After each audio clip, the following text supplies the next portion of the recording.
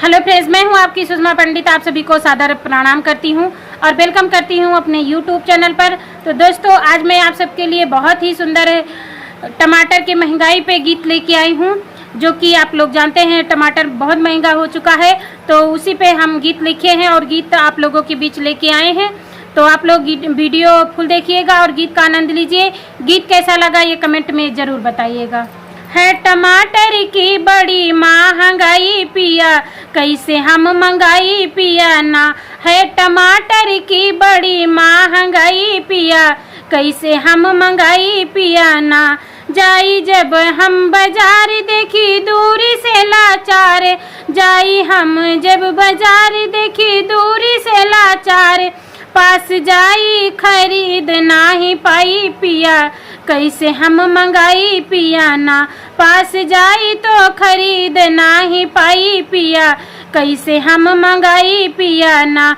है टमाटर की बड़ी महंगाई पिया, कैसे हम मंगाई पिया ना। तेल मिर्चा मसाला तरकारी में डाला, तेल मिर्चा मसाला तरकारी में डाला।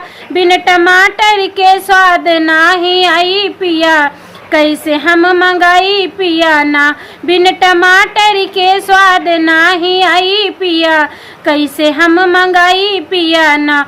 है टमाटर की बड़ी महंगाई पिया, कैसे हम मंगाई पिया ना। गई तो रई से उबी आई भिंडी देख घबराई, गई तो रई से उबी आई देख भिंडी घबराई।